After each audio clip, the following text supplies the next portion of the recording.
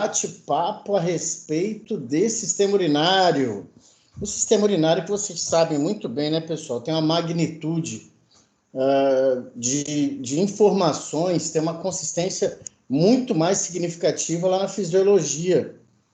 Você pega o Tratado de Fisiologia Médica do Guyton, dá 2, 3 capítulos de fisiologia, né, do sistema urinário.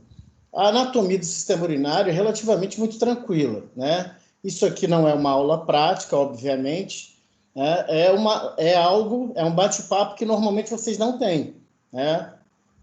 Nessa modalidade, de ensino de vocês, né? O PBL, normalmente teríamos uma aula prática lá no laboratório de anatomia e, claro, que nós íamos conversando aí sobre alguns pontos interessantes, mas isso aqui acaba sendo, o que eu gosto de falar, é uma provocação a que vocês procurem aí as fontes bibliográficas para entenderem melhor. Também não dá para entender fisiologia se você não tem uma base consistente de anatomia, ou seja, os aspectos estruturais. E anatomia, pessoal, nos poucos momentos que eu os vi nesse ano, é muito mais do que ficar decorando 1 bilhão de termos, né?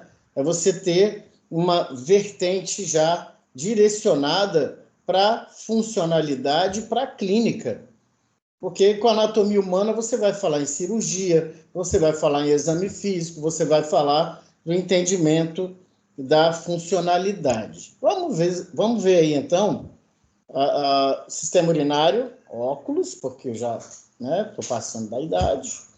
E aí, galera, como eu reproduzo aqui minha tela, por favor, se manifestem a hora que vocês quiserem, tá? Mas façam isso oralmente, porque quando eu aumento a minha tela, eu não vejo vocês, não vejo mãozinha, não vejo nada. Então, se vocês precisarem se manifestar, façam isso oralmente, que aí eu paro e imediatamente a gente conversa. Então, vamos ver aqui.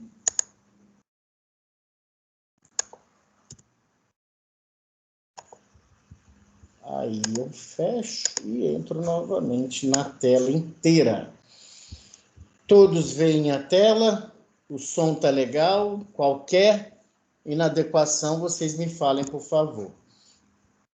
Então, meu nome é Luciano, vamos falar sobre o sistema urinário. Muito bem, complementações teóricas, né?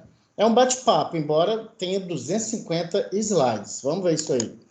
Algumas generalidades, né? Nós sempre começamos com generalidades, com considerações gerais, para até instigarmos uma discussão sobre funcionalidade clínica. Essa é a minha insistência. Então, vejamos. O sistema urinário é o cara responsável, em última análise, a manter a pureza e a constância químicas do sangue. E, claro, de outros fluidos corporais extracelulares.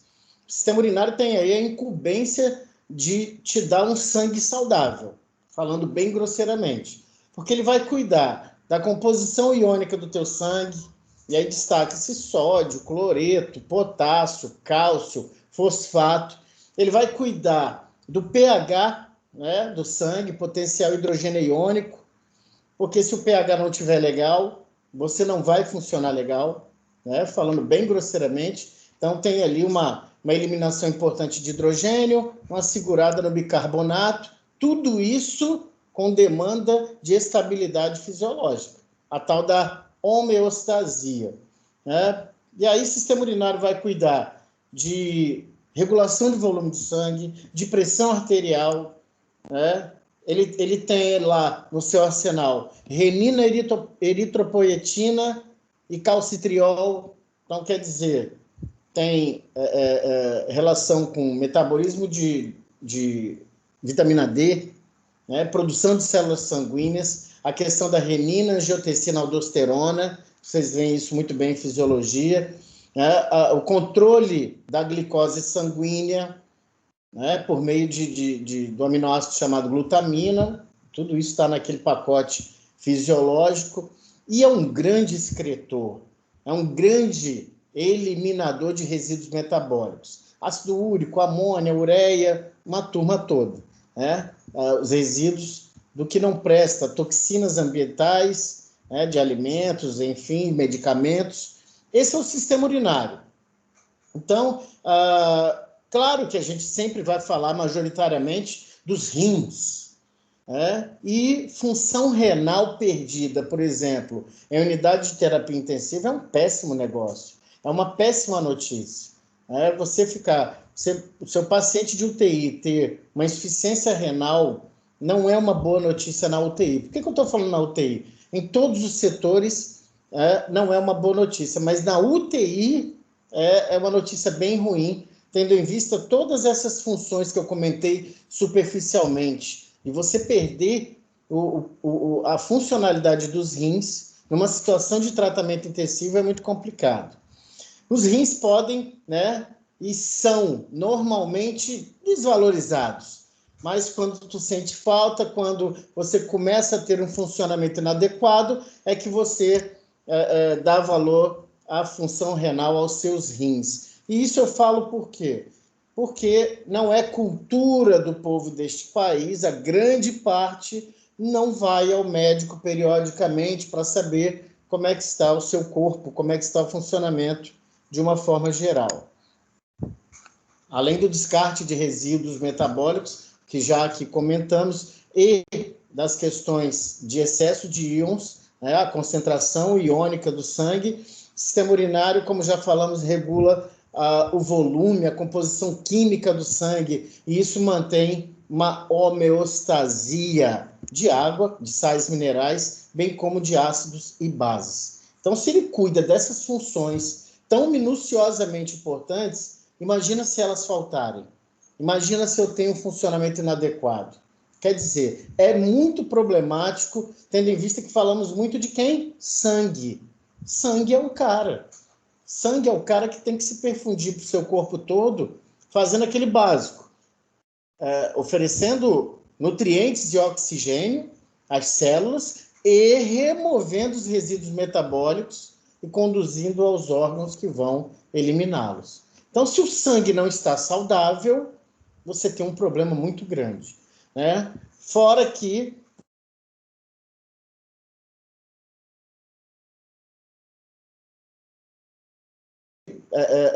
você tem um grande índice de fluxo sanguíneo passando nos rins, assim como lá no encéfalo, assim como nos pulmões, né? Embora os rins sejam aí pequenos, 10, 12 centímetros de comprimento, por 5, 6 de largura, 2,5, 3 de espessura.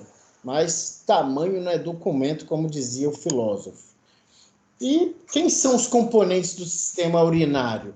Rins, ureteres, bexiga urinária, uretra. É simples assim? É. Como disse, claro que os rins vão funcionar ali como grandes indústrias para manter uma condição sanguínea luxuosa, né? Fazendo um resumão. E ureteres, né? Uretra, serão vias urinárias, assim como a bexiga urinária, sendo que a bexiga urinária tem ali o componente de armazenamento de urina. Rins, também uma visão geral, um órgão parenquimatoso, né? Um tecido constituído aí de estruturas especializadas, mais de 1 milhão ou cerca de 1 milhão de néfrons, a unidade funcional dos rins, e apresenta uma coloração amarronzada, um marrom avermelhado, brilhante, no vivo, e que com as vias urinárias formam o sistema urinário. Ele está localizado num espaço retroperitoneal. Isso é questão de prova, galera. Eu falo com vocês aqui muito mais a nível prático do que simplesmente para você estudar para a prova e tirar uma nota que muitas vezes é fantasiosa, ainda mais nos dias de hoje, né? Então, isso cai em prova de residência, de concurso. Das alternativas abaixo, qual ou quais são os órgãos que não são retroperitoneais ou que são retroperitoneais? E o que quer dizer isso? Você tem um peritônio na cavidade abdominopélvica e o peritônio tem 2 folhetos, tem 2 lâminas, uma visceral e uma parietal. Os rins estão lá atrás. né, não são revestidos por peritônio. Por isso, diz-se que os rins são retroperitoneais. Estão lá atrás. Os rins, adiantando a bola, estão coladinhos na parede posterior da cavidade abdominal, um de cada lado da coluna vertebral, próximos de músculos como psoas maior e quadrado do lombo. Ô, Luciano, você está adiantando as coisas. Eu gosto de adiantar até para chamar a atenção de vocês, né? Muito mais do que a decoreba é eu imaginar pela superfície do corpo humano vivo o que está ali dentro daquele corpo. Então, região posterior e superior da cavidade abdominal, próximo à glândula suprarrenal, ou seja, duas glândulazinhas sobre os rins, né? As glândulas suprarrenais, que são glândulas endócrinas, são comentadas em outro momento, estão sobre os rins, não colados nos rins, sobre os rins, tá? Não é glândula adrenal, como muitos falam, glândulas suprarrenais, né?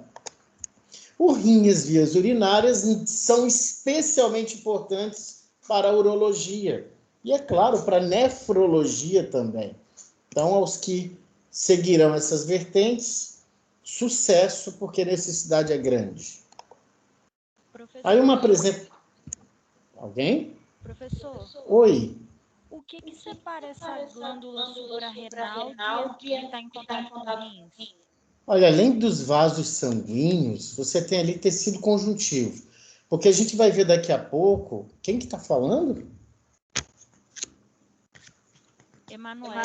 Emanuele. Porque nós vamos também ver ali, Emanuele, que os rins têm 3 envoltórios. Cápsula fibrosa, cápsula adiposa e a fáscia renal. Então, além dos vasos sanguíneos, esses envoltórios que eu acabei de falar também acabam separando as glândulas suprarrenais dos rins, certo? Mais precisamente, dos polos superiores dos rins.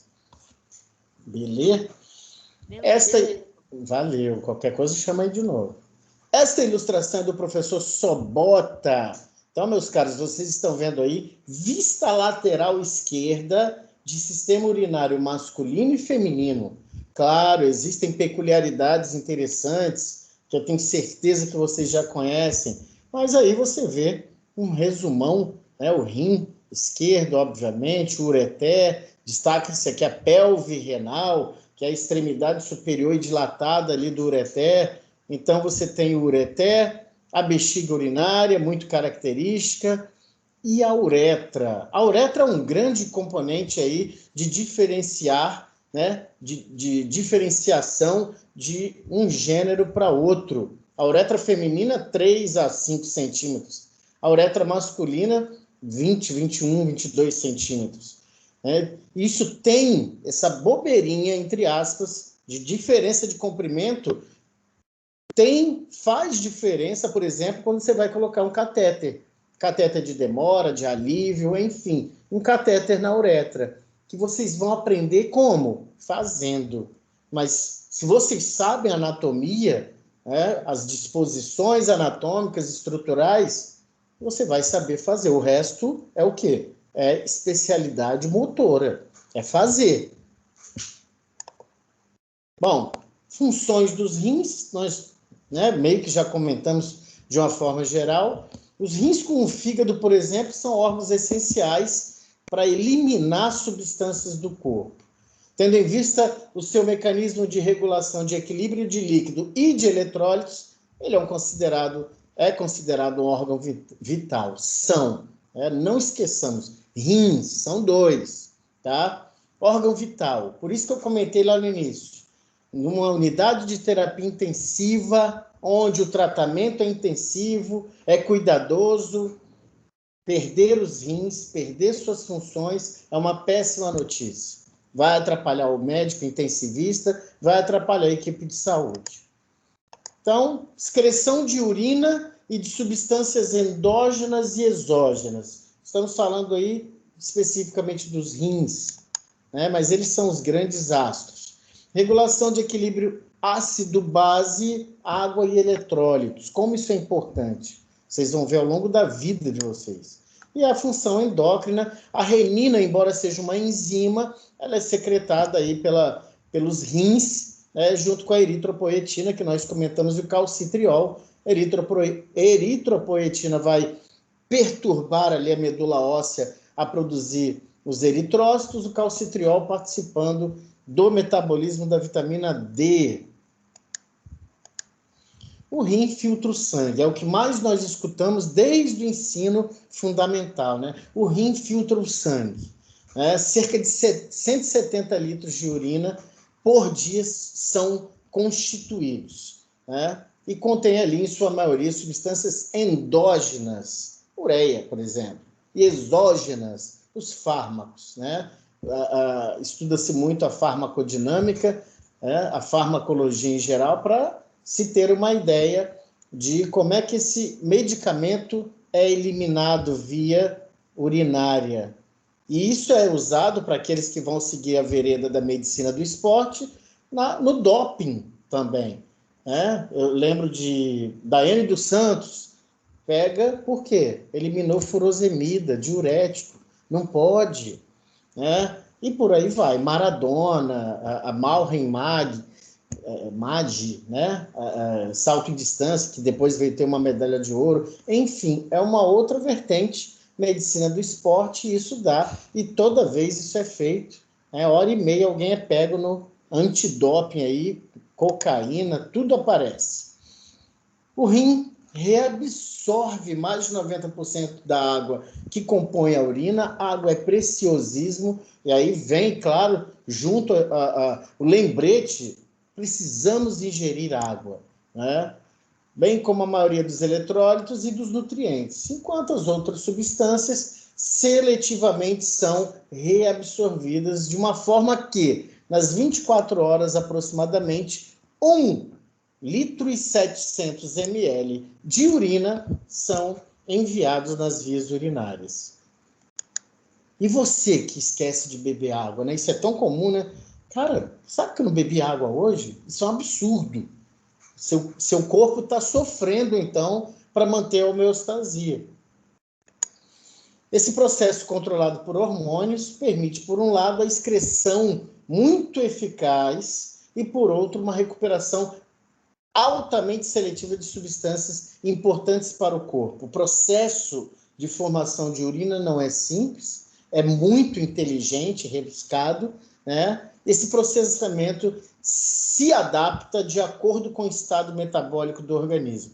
Aí pense, né? Substâncias químicas como álcool, como outras substâncias químicas, lícitas ou ilícitas, né? Como isso mexe a sua ingesta de líquido, de água, não é de suco não, é de água. Tudo isso faz seu corpo se adaptar. Contudo, nós sabemos, um dia a conta chega. Então, por meio desse mecanismo de eliminar, de excretar, os rins controlam não apenas o balanço de água e de eletrólitos do corpo, bem como potencial hidrogênio iônico, né, para manter o equilíbrio ácido-base. Né? Se eu não me engano, qual é o pH do sangue, por exemplo? 7,45 a 7,55 é algo desse nível aí. Isso não pode ser alterado nem para mais, nem para menos. Poder pode, mas não deve, porque vai alterar, né, muito gravemente, dependendo do estado metabólico do sujeito. É claro que existe um padrão das manifestações que essas situações podem trazer, mas isso vai mexer com a homeostasia do indivíduo. Cabe salientar, cabe chamar a atenção, pessoal, de que os rins também apresentam funções endócrinas, como nós comentamos. Veja que eu comento uma coisa lá atrás, reforço aqui na frente. Gosto de fazer isso para isso ficar fixo. E se a curiosidade aguçar, vocês, leem. Eritropoetina, mega necessária na formação de glóbulos vermelhos, lá na medula óssea vermelha, no interior dos ossos. Osso do quadril, externo, costelas, mandíbula, principalmente. Calcitriol, regula a homeostasia de cálcio, de vitamina D. A renina, que é uma enzima, na verdade, né, mas ativa a formação de neurônios que tem função fundamental sobre o controle de equilíbrio de água no organismo. Vejam, pessoal, batendo na tecla dessas questões, né? Questões relacionadas, é esse slide mesmo? Questões relacionadas com funções, que vocês depois deitarão sobre Guyton, sobre Aires e Margarida, Bernoulli e se divertirão.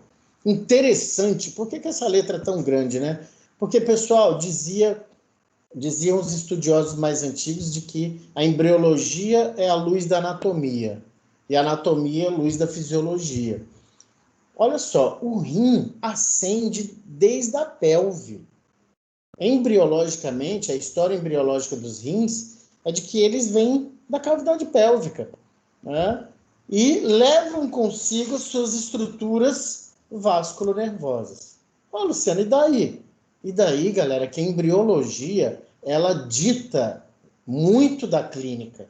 Se eu pegar, por exemplo, a embriologia do coração, qual é o grande problema do coração, muitas vezes? Vasos sanguíneos, problemas congênitos com vasos, né? Com septo interatrial, septo interventricular. Por quê? Porque você sabe que lá na parte embriológica, né, essas situações podem dar errado, vamos dizer assim. E os rins, saibamos, e depois dá uma olhada na embriologia, eles vêm da cavidade pélvica. Aí tem uma situaçãozinha aí, duas que eu queria mostrar, por isso que estão os links aí. Deixa eu passar primeiro o texto aqui, aí eu passo os links. Pessoal, se não ocorrer a ascensão dos rins da cavidade pélvica, né, será observado um evento clínico chamado rim pélvico. Não é um evento clínico, é um desvio de padrão morfológico. Onde tem que estar os rins? Cavidade abdominal, parede posterior, a nível ali de T12, L3. Mas se eles ficarem na pelve, na cavidade pélvica, ocorre. Não é uma coisa rara, não é uma coisa mega frequente, mas ocorre. O que pode haver também? Uma fusão dos polos renais inferiores. E aí você vai ter uma outra estrutura, uma outra situação, o rim ferradura. Uma vez que o rim ferradura é impedido de ascender, porque você pode ter o rim ferradura na cavidade pélvica, como também na cavidade abdominal, ele pode subir. Se ele é impedido, isso se dá geralmente por conta da artéria mesentérica inferior. O que é isso que eu estou falando? Anatomia, posicionamento, desdobramentos no desenvolvimento embriológico. E aí, essa mesentérica inferior impede dele subir, ele vai ficar na cavidade pélvica. Além de ficar na cavidade pélvica, ainda está em ferradura. Né? Para os que gostam, é um assunto interessante para se falar, né? Para se escrever, uma revisão bibliográfica, né? Uma revisão sistemática. Deixa eu partir, então, para aqueles videozinhos ali.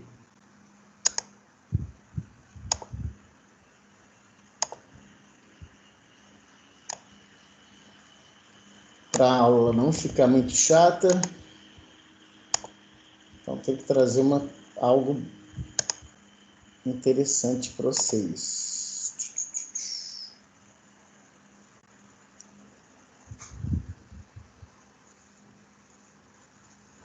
E professor, só compartilhando aí, esses seus slides estão disponibilizados lá no portal? Assim que acabarmos, senão vocês nem prestam atenção em mim. Tá, obrigada. Que isso, imagina. Estão vendo, galera? Ok, temos aqui a nossa imagem, trata-se aí de uma ressonância magnética da... Vocês estão ouvindo e vendo, pessoal, tranquilo? Sim. Sim, professor. Show. Ué, o homem parou de falar.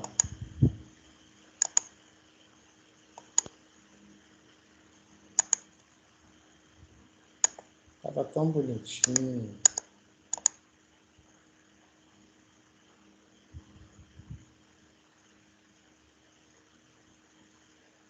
E tecnologia.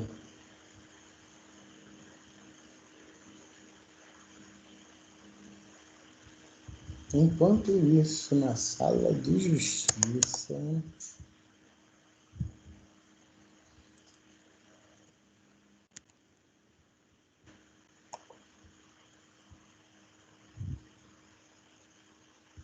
Na hora que a gente está preparando, nada disso acontece. Tudo é lindo. Vamos novamente.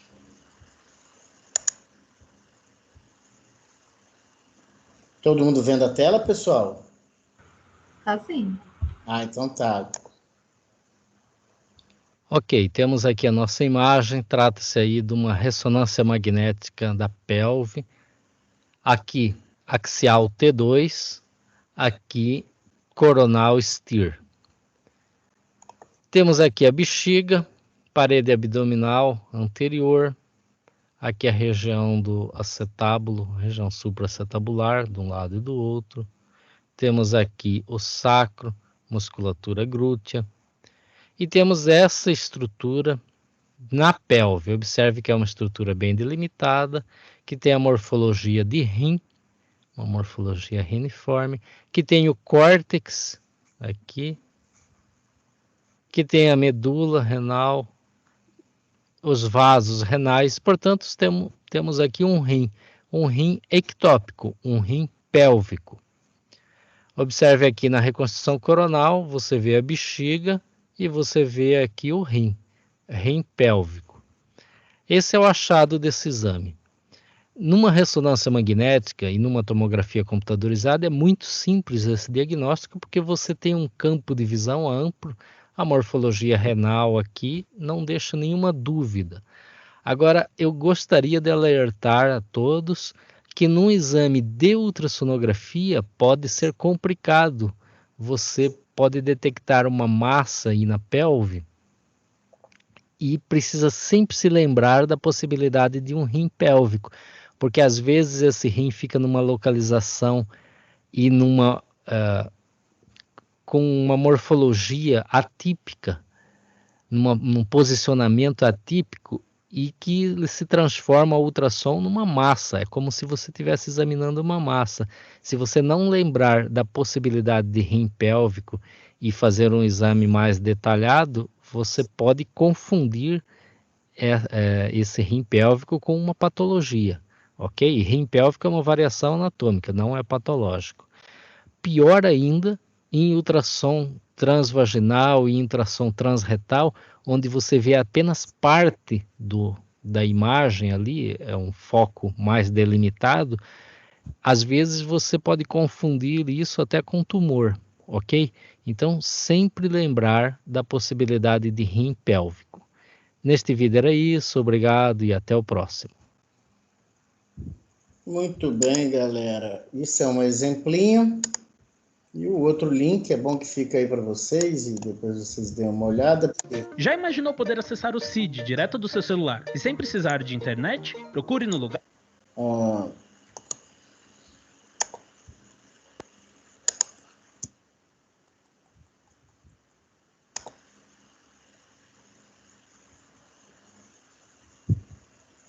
Cadê? Ainda estou com vocês.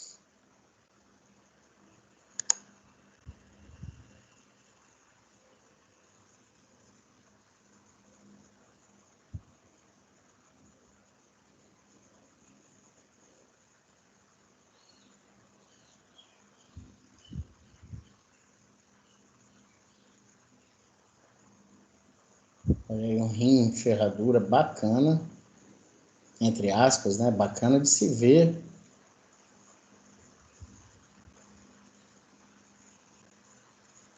Esse subiu da cavidade pélvica. Certo? Bom, sempre gosto de fazer menção a essas situações, porque isso está amplamente associado com a anatomia humana. Vocês perceberam que o especialista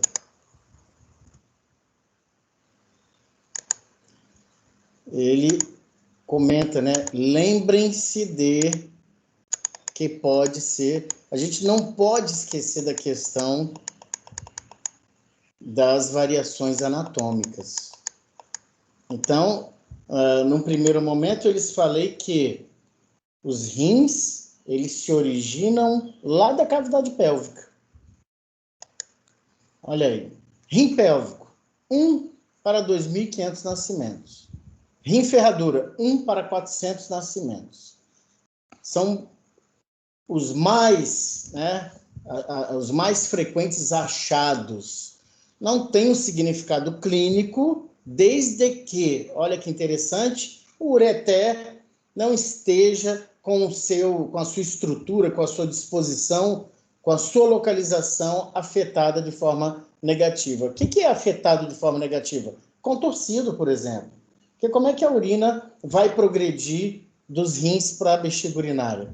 Se o ureter estiver disposto estruturalmente de forma adequada, legal. É só um desvio de padrão morfológico, uma variação anatômica. Agora, se o ureter estiver embolado, entre aspas, tortuoso, ou seja, obstruindo a passagem da urina produzida nos rins via, indo para a bexiga urinária, se o ureter estiver afetado negativamente, aí temos um problema clínico. Deslocamentos do ureter, como comentei com vocês, podem causar retenção de urina. Se você tem retenção de urina, pessoal, consequentemente, você vai ter uma pressão retrógrada justamente para os garotos, os rins, Você tem um aumento de pressão retrógrada, porque a urina produzida no rim não tem como progredir, já que o ureter está com problema, E aí você pode ter danificação do parênquima renal, infecções, e de forma similar, as más rotações dos rins. Por quê? Os rins precisam estar com sua margem medial voltada medialmente, uma área denominada hilo renal, que é a porta de entrada e saída de estruturas vasculonervosas e do ureter. Notem, pessoal, estou falando para vocês muito mais de clínica do que simplesmente abrir o rim e mostrar, olha o córtex renal, olha a medula renal com as pirâmides renais, e entre as pirâmides, as colunas renais, justamente para aguçar a curiosidade. Tem outras coisas tantas relacionadas com anatomia, com a embriologia, ou seja, a morfologia comentada pelo colega, que mostrou o exame, que nos dá muito mais subsídios para estudar, para buscar. Então, essas más rotações dos rins significam que o hilo renal, que é uma chanfradura na margem medial, vou mostrar para vocês, de cada rim, precisam estar alinhados medialmente. Não dá para ter dois rins voltados com os hilos anteriormente. Olha aí, só uma palhinha, é claro, não vou aqui me aventurar, mas você tem o pronefro, minha setinha eu acho que vocês veem, pronefro e mesonefro, porque você tem 3 gerações de rins, embriologicamente falando, pronefro, mesonefro e o metanefro. Pronefro e mesonefro vão evoluindo. Então, olha onde está o mesonefro, que também origina o broto ureteral. Eles estão aqui, na cavidade pélvica, na futura cavidade pélvica do embrião, Então, é daqui que originar-se-á néfron, cálice renal, a turma toda. Olha aí, ele já crescidinho, 5ª, 9ª semana, se não me engano, tá? Aqui, posicionamento certinho, bonitinho. Aqui, o anatômico normal. Sim, o rim direito é um pouco mais inferior do que o rim esquerdo. Já observem isso. E aqui, um rim pélvico não ascendeu. E aqui o rim ferradura não ascendeu por causa da mesentérica inferior. Percebem? Então, olha como é que é interessante você ter uma boa noção dos aspectos embriológicos daquele dado elemento que você vai estudar, no caso aqui, os rins do sistema urinário. Elementos morfológicos dos rins. É um órgão parenquimatoso, é um órgão com formato de feijão, as bibliografias dizem faseoliforme, formato de feijão, ou até você vê reniforme, cerca de 10 a 12 centímetros de comprimento, 5 a 6 centímetros de largura, 4 centímetros de espessura, com um peso aí que tem em média 150 gramas. Ele apresenta um polo superior e um polo inferior. Estou mostrando assim mesmo para a gente abstrair, e depois eu mostro na ilustração. São as extremidades superior e inferior, polo superior, polo inferior. Uma face anterior, uma face posterior, bem como uma margem medial e uma margem lateral, certo? Na margem medial, comentamos agora há pouco, você tem o hilo renal, onde as estruturas ali vasculonervosas de ureter entram e saem. Veias saem, artérias entram, o ureter sai por meio da pelve renal, enfim, hilo renal, localizado na margem medial de cada rim. Olha aí, temos aí um rim esquerdo, aqui é o polo superior, onde nós encontramos quem? As glândulas suprarrenais. Olha o que eu falei aí para Emanuele, ó. Uma cápsula adiposa, que é um dos envoltórios do rim, separando glândula suprarrenal. De certa forma, você vê aí algumas uniões devido a vaso sanguíneo. Polo superior, polo inferior, margem lateral, né, maior, convexa, margem medial. Nossa, Luciano, quanta bobeira. Não, meus amigos. A imagenologia avança cada vez mais sobre o aspecto tecnológico. Nossa, vocês viram como fica claro? Então, se você conhece a morfologia, você não se engana na hora. Viu como é que um exame de menos acurácia visual pode te atrapalhar? Uma ultrassonografia, você vê uma massa na cavidade pélvica, pronto, é um tumor. Não pode. Você vai buscar investigar. Vocês são investigadores clínicos.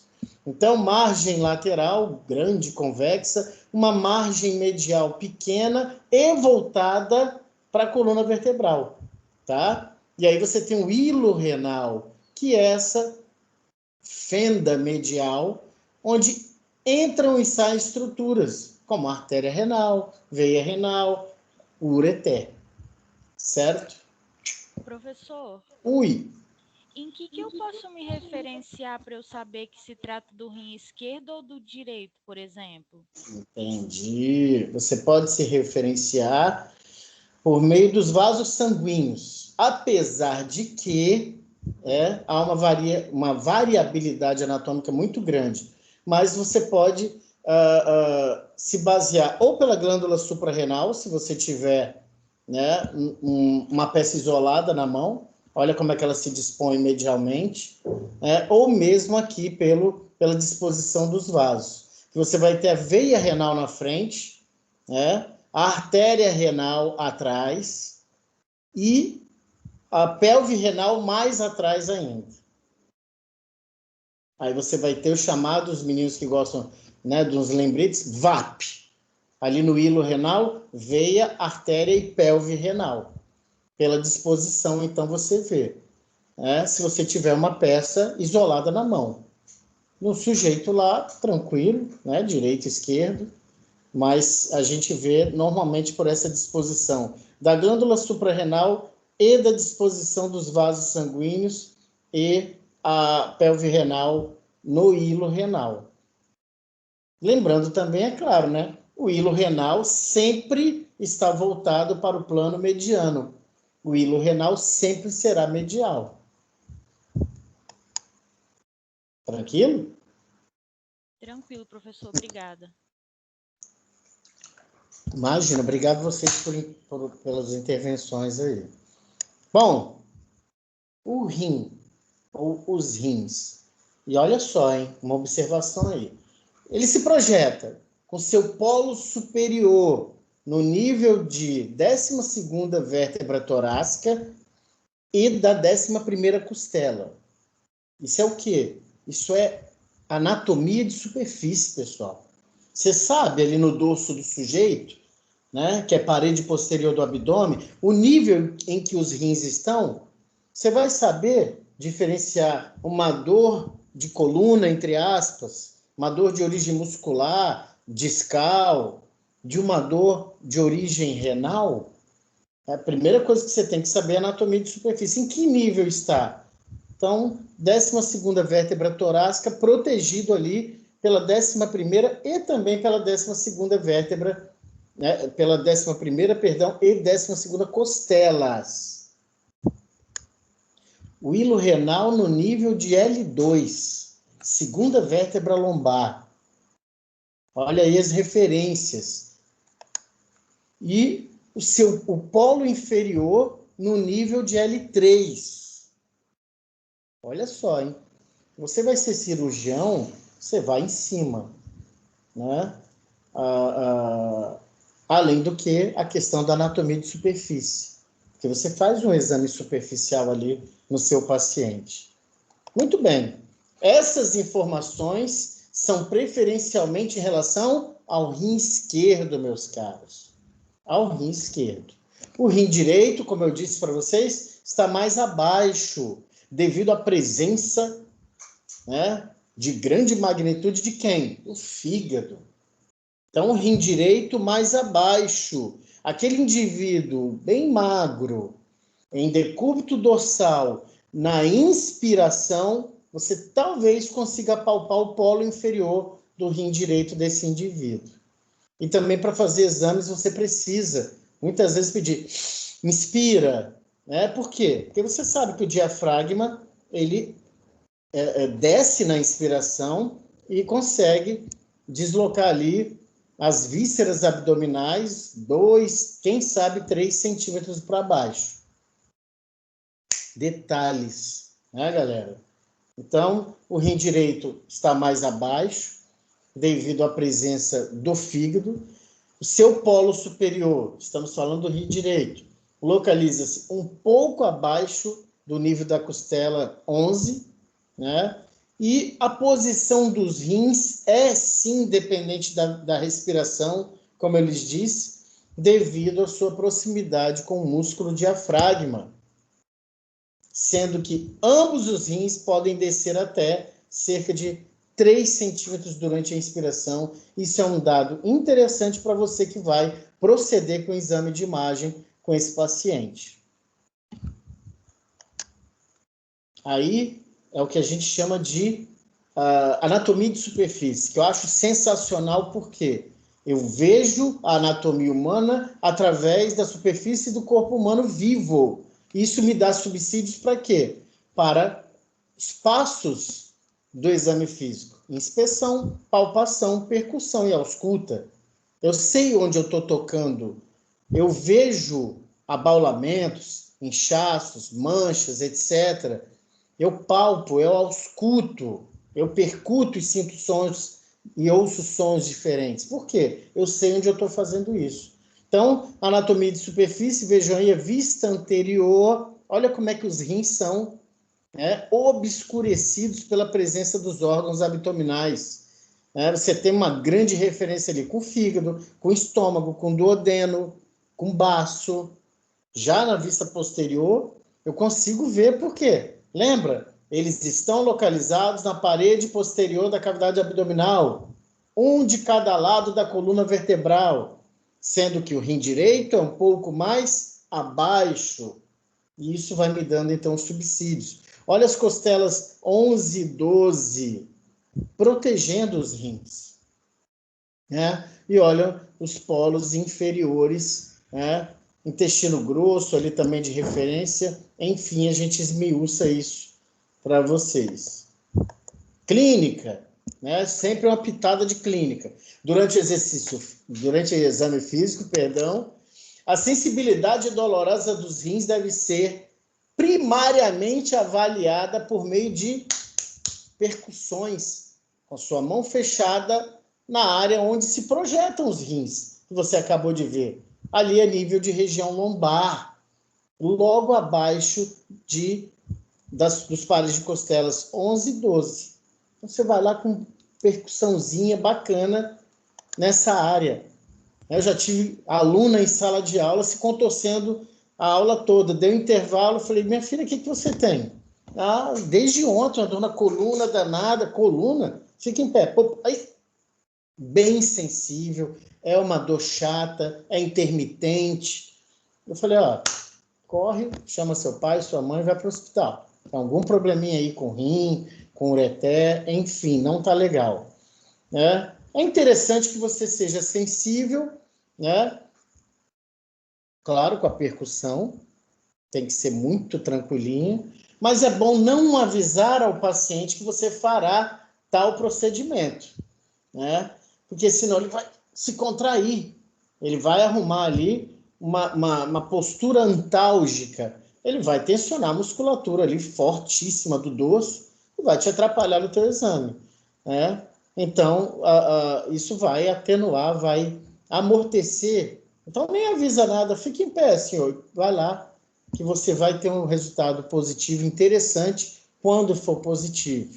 Não tem erro, é um negócio assim, muito certinho.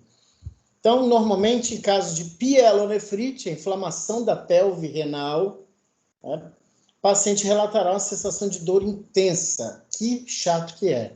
Então, essa manobra da percussãozinha, que é uma manobra, obviamente, diagnóstica, né, deve ser corretamente realizada e, é claro, você tem que ter ali um acolhimento, você tem que ter uma boa relação com o seu paciente, né, porque você vai pegá-lo desprevenido.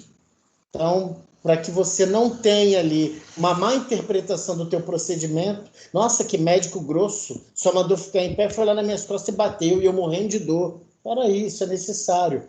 Né? Mas a gente sabe que a gente precisa ter uma polidez, uma cortesia com o paciente para poder, né, justificar o procedimento. E é claro, né, galera, mão leve e tal, tudo isso é gesto motor, tem que ser treinado para pegar o jeito. Normalmente é esse local aí, né? O sujeito parece que está com a lombalgia realmente, né? A lombalgia é um sinal clínico que pode ser pertinente à questão de vértebra, disco intervertebral, musculatura, cápsula articular, ligamento, enfim. Mas pode ser aí qualquer coisa relacionada ao sistema urinário, principalmente os rins. O rim, se nós abrirmos, né, como eu já mostrei uma peça aí, ele tem uma área mais periférica, o córtex renal, e ele tem uma área mais interior, né, que justifica o nome medula renal. Medula vem de um termo latino que significa miolo. Então, córtex renal é mais periférico, a medula renal é mais interna. E essa medula renal é muito característica, não tem como errar. Ela é composta por estruturas que se assemelham demais a pirâmides. Desta feita, o nome que recebe essas formações triangulares são pirâmides renais. E entre essas pirâmides renais, vocês vão observar que há intervalos. Esses intervalos denominam-se de colunas renais. Uma pirâmide renal com as suas colunas renais adjacentes constitui um lobo renal. É uma forma de você, né, separar ali, apesar de que isso não está visto na parte superficial. Então, o limite dos cerca de 14 lobos renais não é identificado na superfície externa do órgão, você não consegue delimitar isso. Então, você tem córtex renal, medula renal, as pirâmides renais e as colunas renais. Vejamos aqui nessa ilustração do professor Keith Moore, anatomia orientada para a clínica. Vejam, polo superior, as extremidades, polo inferior, a margem lateral, a margem medial, tudo isso é posicionamento, eu insisto, galera. Olha o hilo renal, que é uma chanfradura, uma fenda na margem medial de cada rim, e você tem aí, ó, veia renal, artéria renal, pelve renal, VAP. Lembra disso? Aqui, Keith Moore virou a face anteromedial e nós vemos aí muito claramente sozinha a pelve renal, que isso aqui é ureter. O ureter começa do que, Luciano? De uma extremidade dilatada chamada pelve renal, certo? Aqui, ele já fez um pequeno corte no plano frontal, mas vamos logo para cá. Pessoal, córtex renal é toda essa área periférica, né, mais clara, córtex renal. E vejam, a medula renal é mais interna e ela caracteristicamente está aí representada por essas estruturas triangulares, peculiares, as pirâmides renais. Notem que entre as pirâmides renais você tem colunas renais. Então, isso é um lobo, isso é um lobo, isso é um lobo, pirâmide renal com suas colunas renais adjacentes. Certo? Aí, aproveitando a ilustração, você tem aqui na pontinha da pirâmide renal, é claro que nós vamos ver isso novamente, você tem a papila renal. A urina, ela é produzida aqui, ó, nessa região aqui, onde estão os néfrons. Vocês vão olhar assim de forma maravilhosa em histologia e em fisiologia.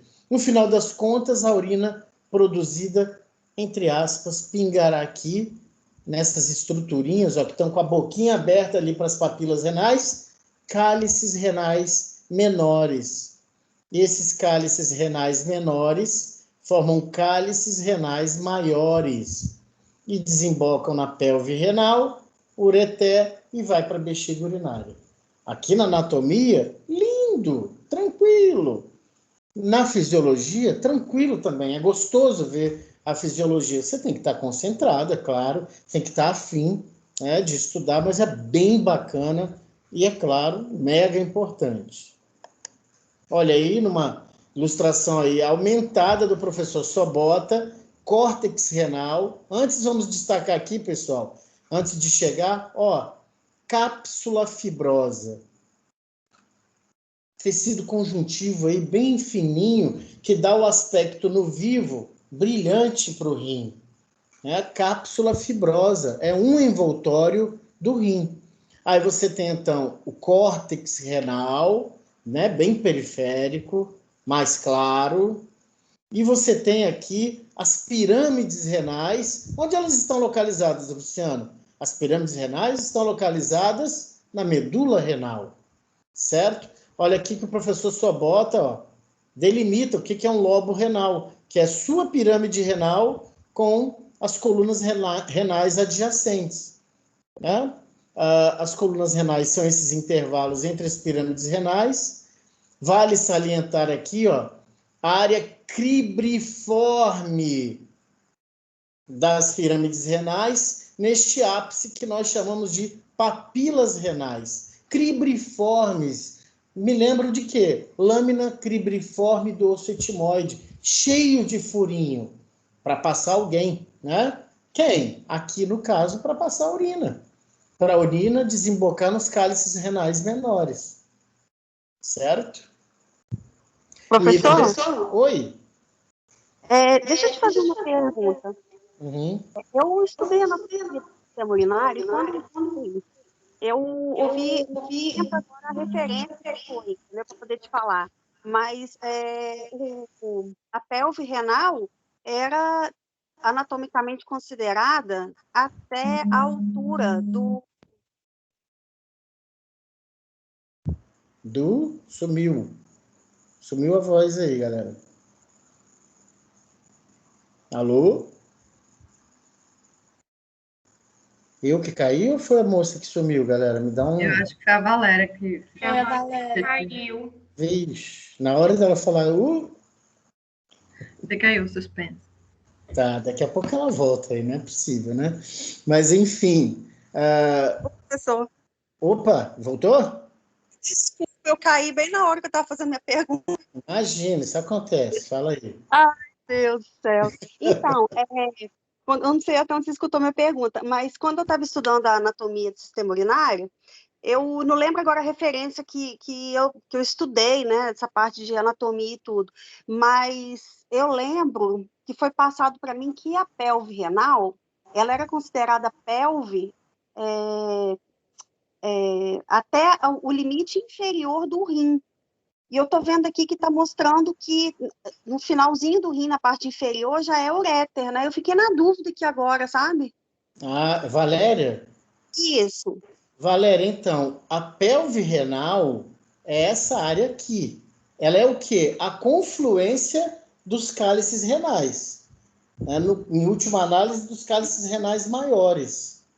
Certo? A pelve renal é uma área dilatada.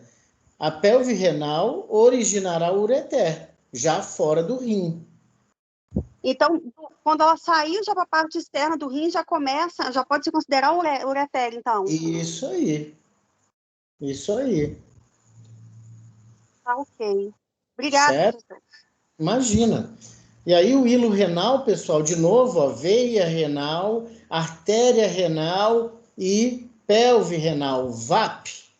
Claro, pessoal, fiquem de olho em quê? Na possibilidade de variações anatômicas, tá? Um destaque aqui, ó, para as artérias interlobares, elas vão se distribuir nos rins, por isso nós vamos ter áreas, né, segmentos nos rins separados de acordo com a irrigação sanguínea, né? E a distribuição aqui vascular é muito importante, né, porque vai justamente haver aí o contato tem um contato aí diferenciado, né, que é arteríola, rede capilar, arteríola, para depois então ser veia. A gente comenta isso aí mais para frente. Então, medula renal com as pirâmides e as colunas, o córtex renal, né?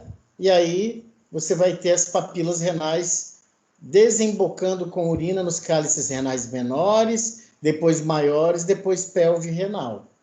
Tem ilustração melhor do que essa. Olha aí. As papilas renais desembocam nos cálices renais, maiores e menores. Primeiro nos menores, depois nos maiores. E a partir dos cálices renais, a urina será depositada na pelve renal, certo? Nessa sequência.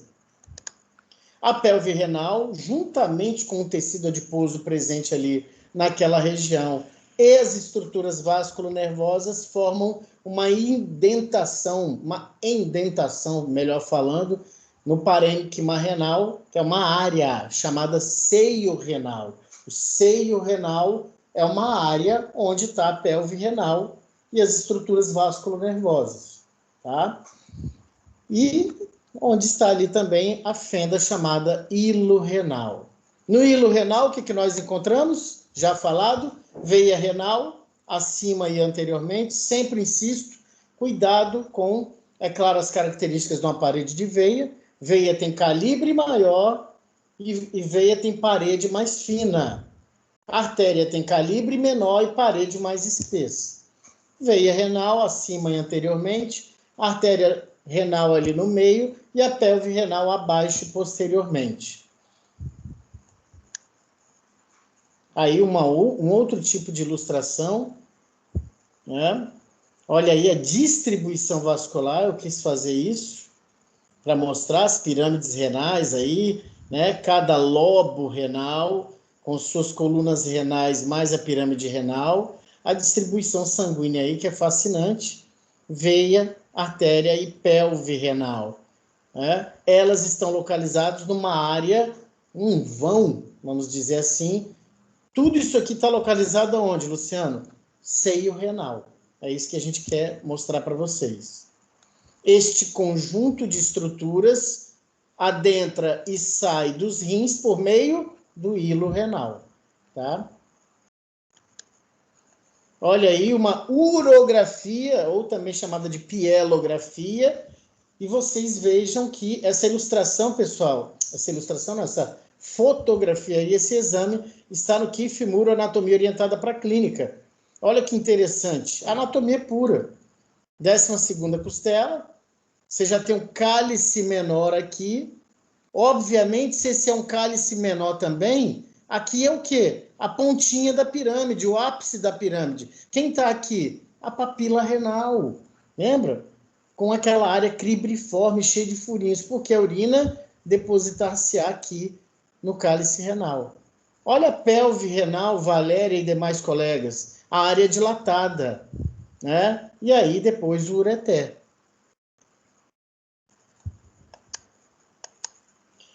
O parênquima renal, o tecido constituinte dos rins, constituído por néfrons, né? Unidade funcional dos rins, e também pelos vários ductos coletores, né? Onde a urina é formada, né? Por meio de processos de filtração do sangue e, posteriormente, de mecanismos que reabsorvem e secretam.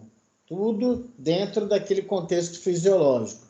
Os ductos coletores drenam a urina produzida nas papilas em direção, finalmente, à pelve renal e depois o ureter. Isso aqui é.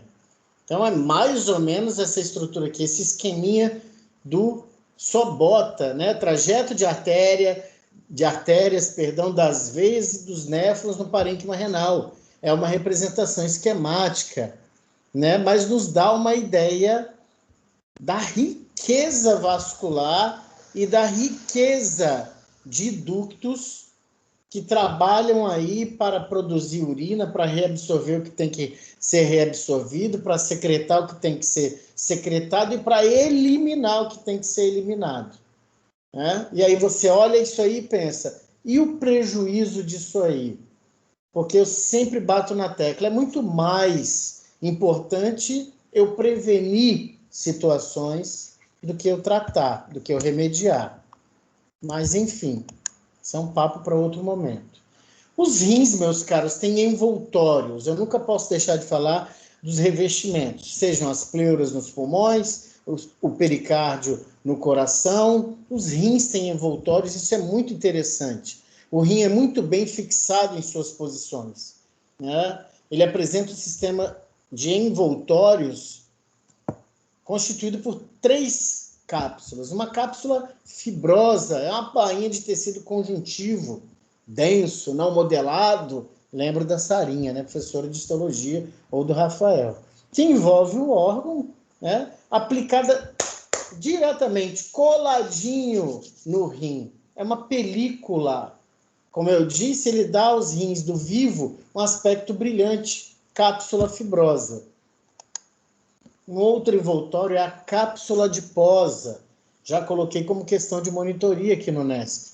A cápsula adiposa trata-se de uma bainha de tecido adiposo que envolve, parece um colchão, onde o rim está ali dormindo, né? E as glândulas suprarrenais também. E a fáscia renal, que é um tipo de cápsula que tem uma abertura na margem medial, vou mostrar para vocês, permite a passagem de ureteres e das estruturas vasculares e nervosas que se destinam ou que saem dos rins. Cápsula fibrosa, coladinha no rim, cápsula adiposa, um colchão, né, um coxim de tecido adiposo, onde o rim está fixo, além da glândula suprarrenal, e a fáscia renal, que eu vou mostrar para vocês, que é um outro tipo aí de constituinte, uma outra trama, mas que é o envoltório do rim. Isso faz com que os rins, repito, fiquem bem posicionados, fixos na parede posterior da cavidade abdominal. Mas eu já vi numa pelada, num jogo de futebol onde eu participava, 2 colegas se chocaram, o atacante e o goleiro. Pau! E o goleiro foi meio de lado assim. O goleiro caiu no chão com muita dor, né? Na hora que você vê uma situação dessa, você nem imagina. Mas o rapaz, ele estava deitado, não queria ficar sentado, porque disse que estava doendo demais. Botaram ele sentado à força e ele desmaiou. E, caramba, esse cara teve hemorragia interna? O que esse cara teve? Enfim, vem SAMU, o SAMU levou, isso foi lá em Vila Velha. E aí depois, notícia dele, descolamento do rim, meus amigos. Eu falei, Jesus Cristo, descolou. E você sabe da estrutura que tem ali. E você não acredita. Não, descolou o rim? Descolou. Um pouco, mas descolou. É perigoso, né? Isso é uma visão posterior, pessoal, da anatomia orientada para a clínica, do Keith Moore. Interessante você saber essa trama muscular, né? Porque geralmente você vai intervir cirurgicamente pela região do dorso, né? A região posterior do abdômen. Então, você tem ali latíssimo do dorso, você tem os músculos do abdômen, o quadrado do lombo, né? Então, normalmente você vai por ali, pela região posterior. E essa ilustração também do Moore, ela mostra justamente, ó, a cápsula fibrosa é essa que está diretamente conectada com a víscera, com o rim. Cápsula fibrosa, certo? Aí você tem aqui, ó, olha só todo esse envoltório adiposo. Cápsula adiposa. Que lindão, o rim fica ali, ó, muito de boa. E aí, pessoal, você tem uma lâmina posterior da fáscia renal. Olha como é que ela se mistura aqui, ó, como é que ela tem continuidade com a fáscia do psoas maior e, de certa forma, do músculo quadrado do lombo. Essas relações são muito interessantes. Então, a fáscia renal, a lâmina posterior e aqui a lâmina anterior. Olha que baita envoltório, que sistema de envoltórios tem os rins. Contra o quê? Primeiro, proteção. Proteção contra trauma, principalmente. Então, ali, 3 envoltórios, né, muito bacanas. Está aqui a abertura, ó, inferior e medial, que a fáscia renal tem. Certo? E aqui, é claro, você tem um outro nível de gordura, chamada...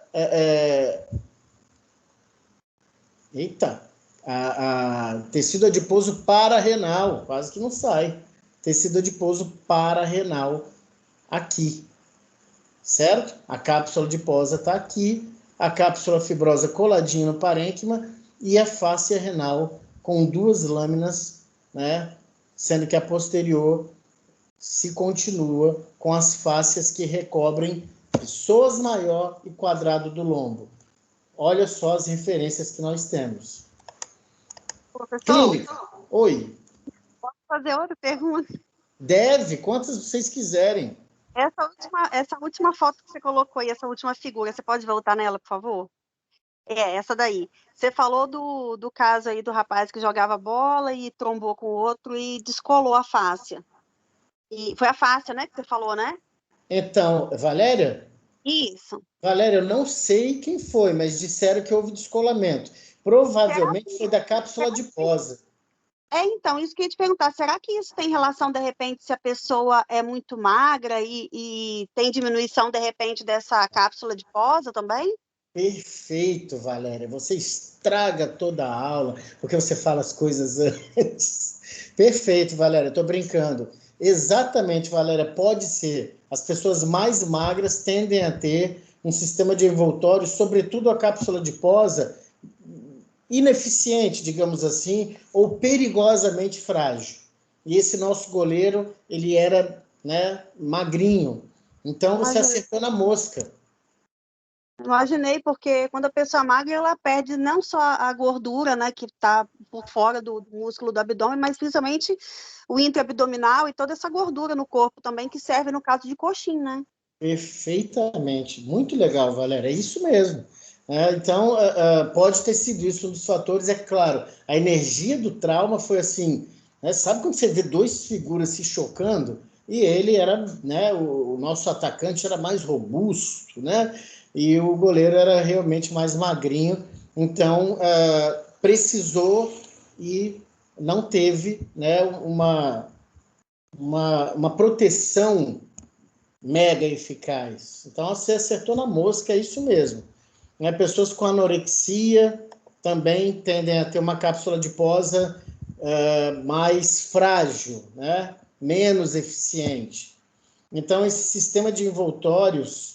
Tranquilo, Valéria? Eu nem perguntei se estava tranquilo. Tranquilo, tranquilo. Tem as suas vantagens de ser gordinho, tá vendo? Exatamente. O sistema de envoltórios dos rins, estamos falando de um aspecto clínico, e a relação com as estruturas adjacentes são muito importantes clinicamente. A gente sempre bate nessa tecla. A cápsula adiposa fixa os rins durante a movimentação da respiração. Olha aí o aspecto, né, o detalhe. Quando essa cápsula é substancialmente reduzida, em casos de anorexia ou magreza mesmo, né, excessiva, Sim, pode ocorrer o deslocamento do rim no sentido inferior e você ter a chamada nefroptose. Ptose, né? Queda. Ptose palpebral em miastenia graves. Né? Nefroptose, o rim dá uma caidinha abaixo do nível que normalmente ele tem que ficar. Né? Ou mesmo uma rotação do órgão, porque ele não está bem fixo pela cápsula adiposa. E aí a gente já falou, qual o grande perigo de um rim se deslocar? O ureter. O ureter não pode ser torcido. Né? O ureter não pode ser torcido, porque aí o rim pode estar muito bem, obrigado, produzir urina. Mas o ureter está ali contorcido e está obstruindo a passagem. Não vai ser legal. Né? Os rins pagarão essa conta, ou o rim, se for unilateral, essa retenção urinária devido a um contorcer de ureter. Ureter, pessoal, é um cara que você tem que estar de olho. Eu já presenciei ureter sendo seccionado em parto. Parto não, cirurgia cesárea. Claro que foi sem querer, mas, opa, como é que aconteceu isso? Eu vi? Não, né? Porque se eu visse, eu ia gritar. Mas não. O paciente saiu da cirurgia cesárea, foi lá para o seu quarto. E aí, cadê aquele saquinho coletor vazio, ó, depois de horas? Ué, cadê a urina? Corre com a mulher de novo para a mesa de cirurgia, o ureter foi pego ali de bobeira. Né? Então, o ureter tem que ter carinho com ele, tem que ter atenção com ele nessas cirurgias da cavidade pélvica, e a cesárea é uma. E essa questão do deslocamento. Pensou em deslocamento da posição normal do rim, pensa no ureter. E o ureter está bem? Ou está havendo retenção de urina? Porque se tiver, vai haver uma pressão retrógrada e o parênquima renal não vai aguentar. Na nefrectomia, devido à presença de tumores renais, você vai retirar o rim, né, tumores renais malignos, tanto os rins quanto as glândulas suprarrenais. E a lâmina posterior da fáscia renal, que vocês viram, é contínua com a fáscia muscular do psoas maior e do quadrado do lombo, devem ser retirados. Então, os cirurgiões aí, vejam que são detalhes anatômicos. Esse é um detalhe para a prática da vida. E isso pode ser um detalhe para uma questão de prova de concurso de residência. Não percam os detalhes, pessoal, porque vão ser nos detalhes que você vai se classificar e vai tirar o outro. É justamente na hora de lembrar de um detalhe anatômico. Lembra disso? Aí, de novo, aquela ilustração, né, para nós relembrarmos que os rins estão localizados na região superior e posterior da cavidade abdominal, retroperitoneais que são, com as glândulas suprarrenais situadas sobre eles. Né? São aspectos topográficos que nós vamos esmiuçar. Isso aí é só uma pitada. Na região anterior, eles são separados dos demais órgãos, justamente pelos 3 envoltórios que comentamos. Não esqueçam, cápsula fibrosa, cápsula adiposa e fáscia renal. E lembrar que a fáscia renal tem uma lâmina anterior, tem uma lâmina posterior, e que ela é aberta inferomedialmente. Aí vamos lá. O rim direito, lembra dele? Um pouquinho mais baixo, por causa do fígado, apresenta contato extenso com a face visceral do fígado. E medialmente com a parte descendente do duodeno. Imagina aí, cavidade abdominal, posteriormente e superiormente. Fígado e a parte descendente do duodeno. E no seu polo inferior, extremidade, né, mais inferior, com o jejuno e com a flexura direita do colo. Essa flexura direita do colo é a esquininha, curvaturazinha aqui do intestino grosso, entre o colo ascendente e o colo transverso. O rim esquerdo, ali, a nível de polo superior, contato tem com a porção posterior do estômago. Às vezes a pessoa vai lá, cadê o rim esquerdo? Então, para você não ter, você vai fazer um curso de dissecação, ou você está acompanhando um médico numa cirurgia, e os médicos te perguntam muito para ver se você está estudado.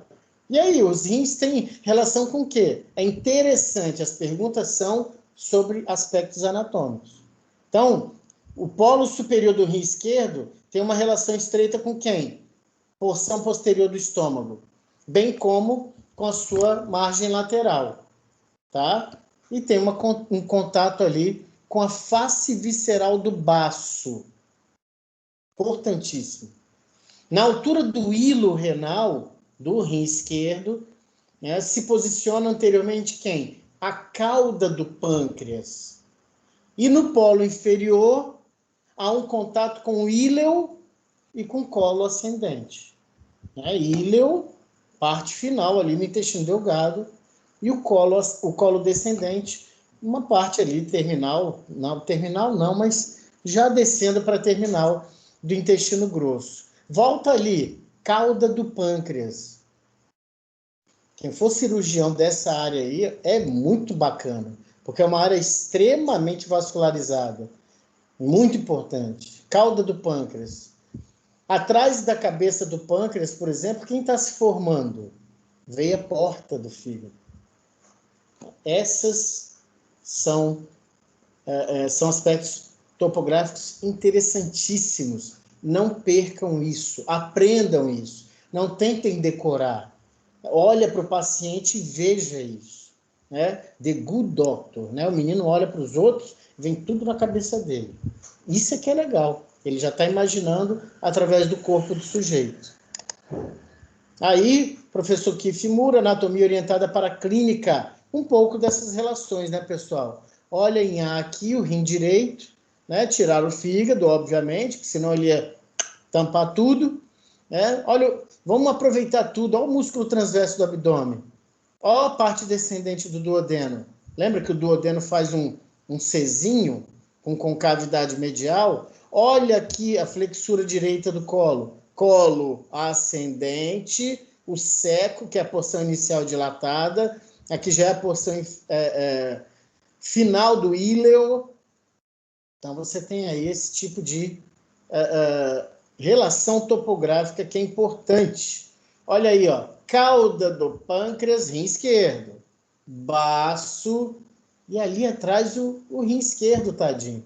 Olha a flexura esquerda do colo, colo descendente. Olha o que eu falei para vocês aqui, ó. A mesentérica inferior e essa aqui é a esplênica, vindo do baço. Eles vão formar a veia porta atrás aqui da cabeça do pâncreas. Um pouquinho mais de rim esquerdo aqui, flexura esquerda do colo descendente, né? Alguns nervos aqui do plexo lombar, subcostal, ilho hipogástrico. Nós temos peças anatômicas que dá para ver isso aí. Ilho inguinal. Lembrem dessa sequenciazinha aqui também, pessoal. Subcostal, embaixo da costela, 12ª. Ilho hipogástrico. Ilho inguinal, já descendo. E aqui já cutâneo femoral lateral da coxa. E o nervo femoral. Depois a gente bate nisso. O rim e a glândula suprarrenal, pessoal, situam-se posteriormente no espaço retroperitoneal. Quantas vezes vocês já ouviram isso, né? Eu gosto disso, de repetir. Adjacentes que são a região posterior da cavidade abdominal e, portanto, anterolateralmente ao psoas maior e ao quadrado do lombo. Então, eu estou falando deles desde lá atrás. Não esqueçam dessas referências. Olha aqui o psoas maior, bonitão, colado na vértebra lombar, e olha o quadrado do lombo imediatamente lateral, póstero-lateral. E olha aqui o rim. Né? Então, guardem essas relações. E, de novo, a cápsula fibrosa coladinha no parênquima, a cápsula adiposa, onde o rim está deitadão, e a fáscia renal, lâmina posterior, lâmina anterior, os envoltórios dos rins. Entre o rim e a parede posterior do abdômen, estão ali na região do polo inferior, diretamente em contato com as cápsulas renais, o que eu lhes falei agora há pouco. Nervinhos do plexo lombar. O nervo ilho hipogástrico se destaca junto com o nervo ilho inguinal, que, dentre outros, tem ali suprainervação sensitiva da região inguinal, vulgarmente chamado de virilha. Ilho hipogástrico, ilho inguinal, certo? Região, provê ali inervação sensitiva da região inguinal. Nervo gênito femoral também, que segue inferiormente e dessa forma não tem contato com o rim, mas com o ureter tem, certo? Guardem aí, ilho hipogástrico e ilho inguinal. E o gênito femoral um pouquinho mais para baixo, mas tem contato com o ureter. 11º e 12º pares, né? 11º e 12º nervo intercostais. Nervos intercostais. Sendo que o 12º é o nervo subcostal, que eu falei para vocês. Né? Subcostal, embaixo da costela. Estão ligeiramente acima. E dessa forma se posicionam logo abaixo das costelas, como dito. Subcostal, ilho hipogástrico, ilho inguinal, gênito femoral. Ilho hipogástrico, ilho inguinal, a região sensitiva ali da região inguinal. E o gênito femoral um pouquinho mais para baixo tem uma relação com o ureter. Olha aí, professor Sobota, a proximidade dos rins com esses nervos do plexo lombar. De novo, ó o subcostal, ó, na parte média do rim. Né? Olha, o ilho hipogástrico e o ilho inguinal, vem do nervinho espinal, ó, bonitinho. E o gênito femoral, que já é mais inferior, mas o ureter tem ali uma relação com ele.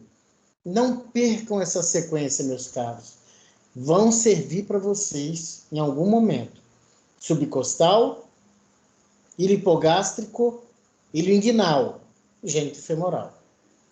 Tá? Olha aqui como suprem sensitivamente a região de sensibilidade. Clínica.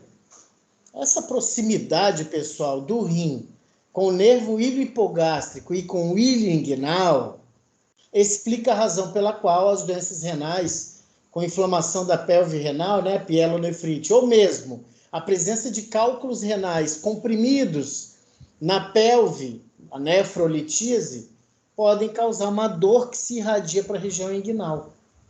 E aí fica tranquilo, né, galera, entender. Nervo, ilho hipogástrico e ilho inguinal.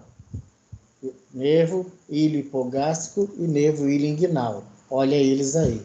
Não percam eles. Suprimento arterial e venoso, pessoal, você tem... É muito interessante isso aí, por quê? Primeiro, veia cava inferior, à direita do plano mediano. Parte abdominal da artéria aorta, à esquerda do plano mediano. Tendo em vista isso, você vai lembrar das veias renais e das artérias renais. Quem é maior? Artéria renal esquerda ou direita? Quem é maior? Veia renal esquerda ou veia renal direita?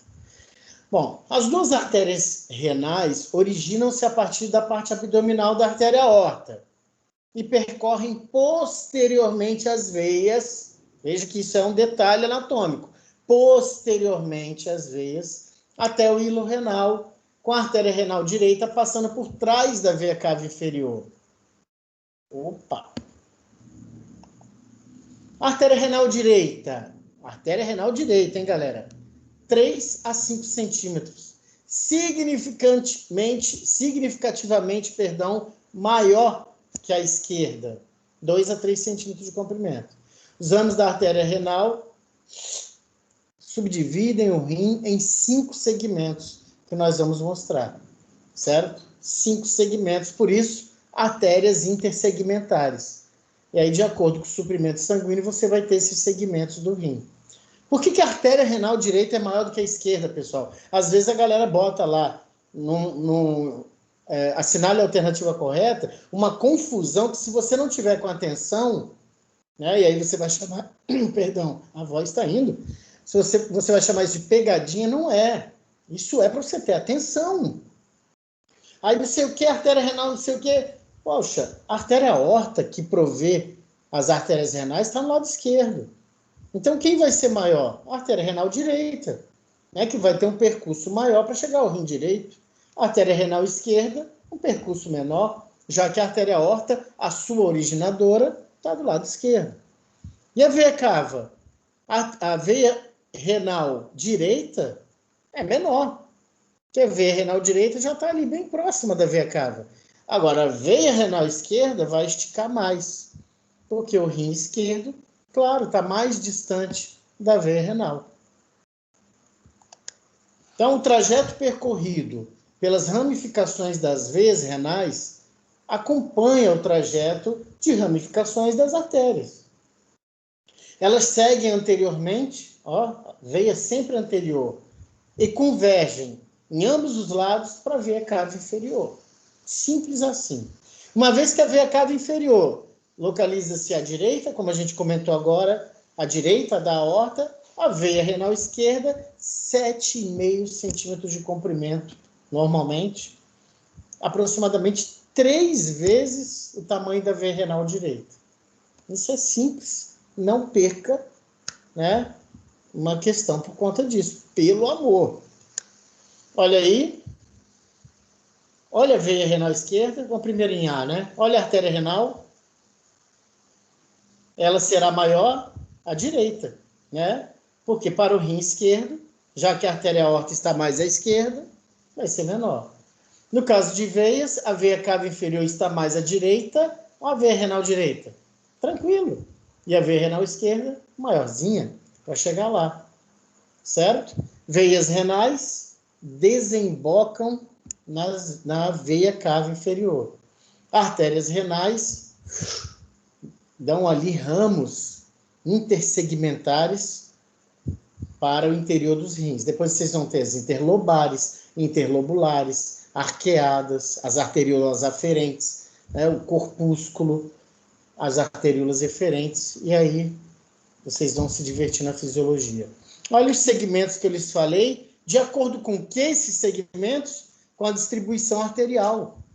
Você tem um segmento superior e observem os rins, vista anterior, vista posterior. Vejam, pessoal, veia, artéria e pelve. VAP. Segmento superior, segmento antero-superior, né? Na frente e em cima, antero-inferior e segmento inferior. Virou, segmento posterior é o único diferente. Então, tu tens 5 segmentos, né, renais, superior, inferior, posterior, antero-superior, antero-inferior. De acordo com o que é isso aí, pessoal? Esses segmentos com a distribuição arterial provinda da artéria renal. As vias urinárias, pessoal, em geral, elas são vias de passagem de urina, mas a gente não pode falar com um tom de banalidade. São estruturas importantíssimas que guardam relações topográficas, referências, e precisa se dar atenção, sim. Né? Então, você tem a pelve renal, o ureter, a bexiga urinária e a uretra. Essas vias urinárias, junto com o rim, claro, formam o sistema urinário. E elas se iniciam lá na pelve renal, aquela área dilatada, lá no espaço retroperitoneal. Os rins não são recobertos por peritônio. E a partir do ureter atingem a bexiga urinária, que está localizada embaixo do peritônio, né? Lá na cavidade pélvica, imediatamente posterior à sínfise púbica, certo? Onde finalmente a urina poderá ser excretada num procedimento denominado micção, né? Ou eliminação. O sistema urinário, com exceção da uretra, é igual em ambos os sexos. No sexo masculino, não obstante, a uretra é um canal de transporte de urina e de sêmen, certo? Uma vez que ela também transporta os líquidos ejaculatórios. Lembram de genital masculino? Esses líquidos ejaculatórios que vêm de onde? Que vêm das glândulas bulbouretrais, da próstata e das glândulas seminais. Então, a uretra masculina também é estudada lá em sistema genital masculino. De novo, aquela ilustração, e a grande diferença aí, né, entre masculino e feminino, realmente é a uretra. A uretra masculina que tem, lembram? Uma parte intramural, uma parte prostática, uma pequenina parte membranácea e uma grande parte esponjosa. E a uretra feminina? Pequenina, 4, 5 centímetros. Sobre a pelve renal e o ureter, que é uma continuação, né, da pelve renal, a pelve renal é envolvida ali por tecido adiposo, está localizada naquele vão denominado seio renal. Nas papilas renais, lembram? Bem no ápicezinho das pirâmides renais, as pirâmides renais se relacionam com os cálices renais menores. Vimos isso. Que se agrupam em cálices renais maiores e finalmente formam a pelve renal, mais dilatadona. A largura e o comprimento dos cálices renais são utilizados para diferenciar tipo dendrítico e tipo ampular. Na prática, eu vejo pouco isso, pessoal. Mas o tipo dendrítico é uma pelve renal mais ramificada, com mais cálices renais. Né? Do grego dendron, ramificação, ramos, galhos. Né? E a ampular seria uma pelve renal mais larga, mais uniforme. Né? Um detalhe que, sinceramente, não me chama atenção. Coloquei aí para que, se um dia precisarem.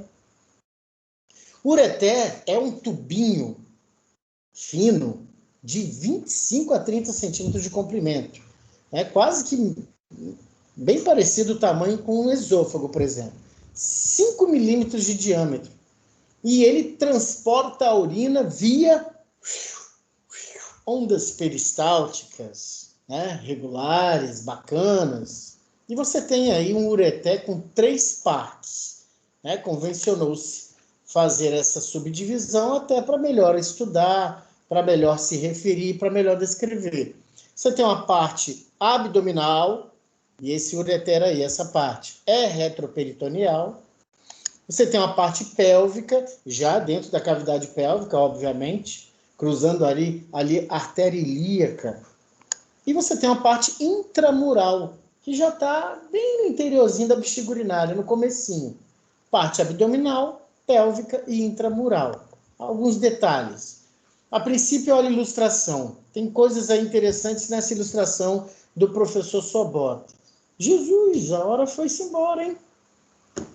Acabou-se. Vamos lá acabar com essa ilustração aqui. Olha, pessoal, a parte abdominal do ureter. Veja que o ureter cruza a artéria ilíaca comum, né? E vira parte pélvica. E depois ela adentra na bexiga urinária e é parte intramural. Certo? Então você tem aí uma série de referências. Olha a parte abdominal do ureter. Íntima relação com quem? Com esse músculo aqui, o bom e velho psoas maior. Depois ela tem uma referência aqui com a artéria ilíaca comum, né? A artéria ilíaca comum que vai dar uma artéria ilíaca interna e uma externa. Olha aqueles nervinhos que eu lhes falei, subcostal, ilho hipogástrico, ilho inguinal, a turma toda aí. E depois, na cavidade pélvica, ele adentra a bexiga urinária, certo? E tem também essas constricções, né? Uns apertos ali. Na altura do polo inferior do rim, você tem uma. Você tem outra a nível do cruzamento de vasos ilíacos, mas isso não interfere, tá, pessoal? A fisiologia. E você tem uma que, é claro, na transição uretérico-vesical, ou seja, ali já na transição do ureter com a bexiga urinária. Caramba, passa muito rápido. Professor, Oi? isso aí é importante para saber onde a pedrinha agarra, né? Importante o quê, Cristiane? Já saber onde a pedrinha vai agarrar. Ah, boa! É Cristiane Valéria. Sabia que eu estava lembrando agora. Exatamente, Valéria, exatamente. Né? Essas cálculos constrições. finais, né, são esses pontos aí que eles ficam agarradinhos, né? Exatamente. Olha que interessante, né, pessoal? Então, essas constrições são interessantes de se ver lá no polo inferior do rim, no cruzamento das ilíacas ali, e também já na transição ureter-bexiga urinária. Meus filhotes, o que eu farei? Gravarei o pedaço que faltou, que já é de vias urinárias ali, o final, mas que tem bastante slide, né? Porque eu gosto de trazer algo substancial para vocês e posto lá, certo? Postarei também o PDF desses slides, tá? Logo, logo, hoje ainda. Beleza? Que droga que passa rápido. Voou mesmo.